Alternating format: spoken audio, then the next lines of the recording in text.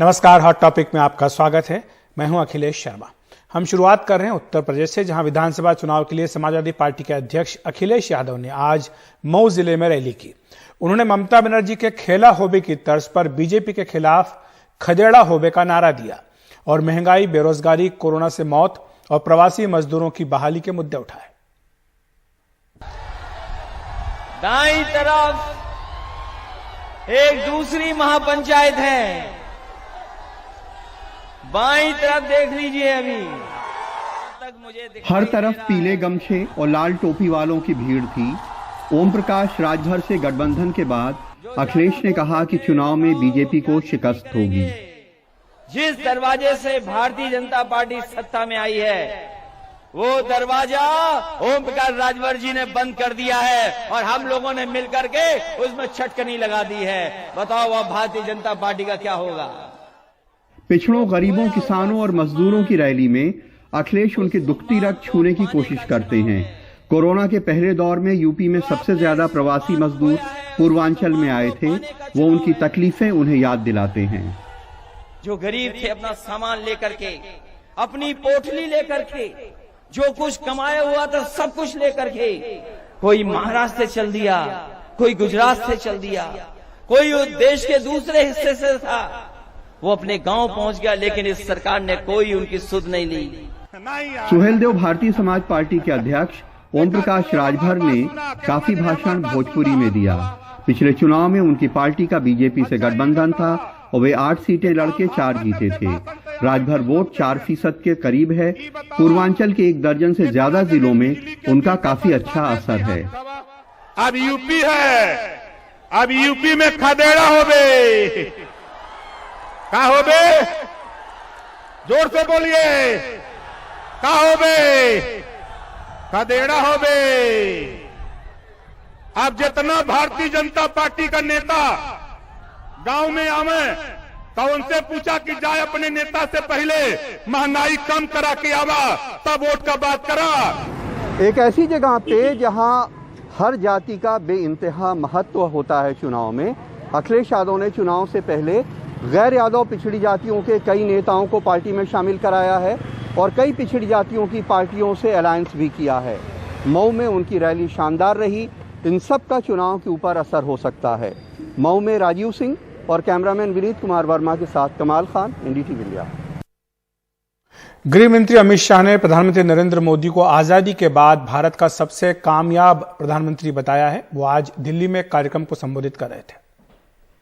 नरेंद्र मोदी जी भले अपने आप को विनम्रता से प्रधान सेवक मानते, उनकी मान्यता है, बिलीफ है, मगर मैं कह सकता हूं कि सफल से सफल प्रधानमंत्री अगर कोई है आजादी के बाद तो श्री नरेंद्र मोदी है।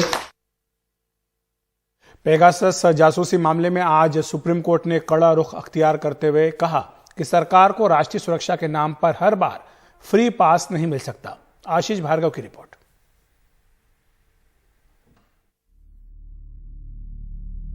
क्या भारत सरकार या किसी राज्य सरकार या किसी अन्य एजेंसी ने पेगासस खरीदा है और क्या उससे किसी भारतीय नागरिक की जासूसी हो रही थी? अगर हो रही थी तो किस कानून के तहत? इन सवालों का जवाब खोजने के लिए सुप्रीम कोर्ट ने एक कमेटी बनाई है, जिसमें सुप्रीम कोर्ट के पूर्व जज जस्टिस आर.वी. रविंद्रन, पूर्व आईपीएस अधिकारी आलोक जोशी और आईएसओ आईईसी जेटीसी के चेयरमैन संदीप ओबरॉय हैं। साथ ही 3 तकनीकी सदस्य भी शामिल किए गए हैं। सुप्रीम कोर्ट का यह फैसला कई लिहाज से अहम है।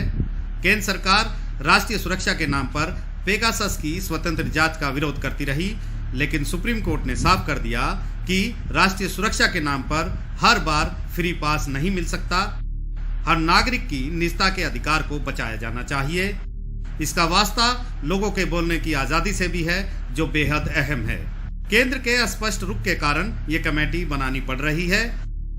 अदालत मूर्ख दर्शक बनी नहीं रह सकती।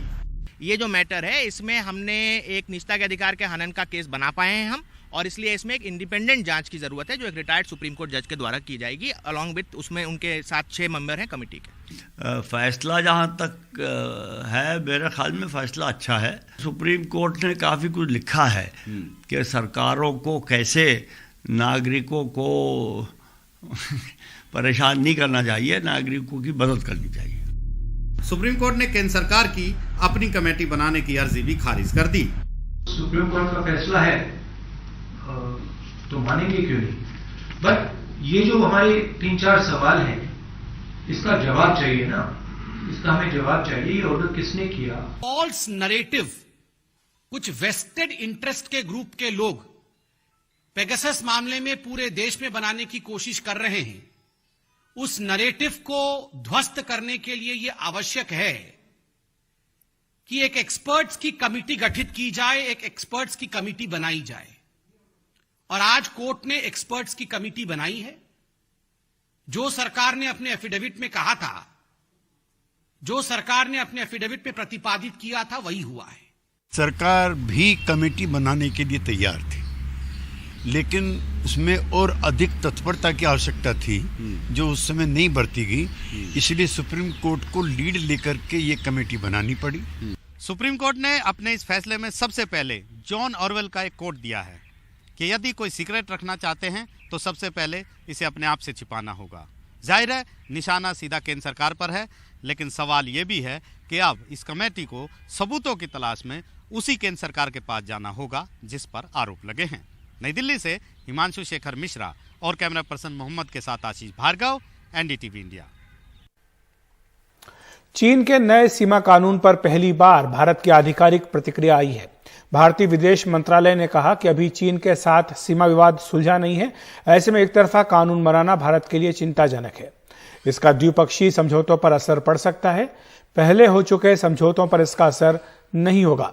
भारत उम्मीद करता है कि चीन सीमा पर कोई एक तरफा बदलाव नहीं करेगा। चीन ने हाल ही में सीमा को लेकर नया कानून पास किया है जो 1 जनवरी से लागू होगा। चीन ने सीमा के क्षेत्रों की सुरक्षा और उनके इस्तेमाल के नाम पर यह कानून पारित किया है। हालांकि इसमें अलग से भारतीय सीमाओं का उल्लेख नहीं है, लेकिन जानकारों का अंदेशा है कि इसका असर पिछले कई महीनों से दोनों देशों के बीच हो रही बातचीत पर पड़ सकता है। हॉट टॉपिक में इतना ही। देखते रहिए एनडीटीवी इंडिया।